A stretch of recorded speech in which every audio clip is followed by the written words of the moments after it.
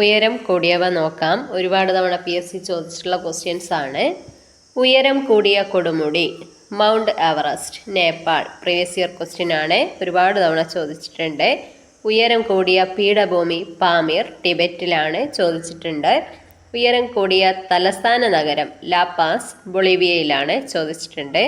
ഉയരം കൂടിയ കെട്ടിടം ബുർജ് ഖലീഫ, ദുബായ്. ഒരുപാട് തവണ ചോദിച്ച ക്വസ്റ്റ്യൻ ആണ്.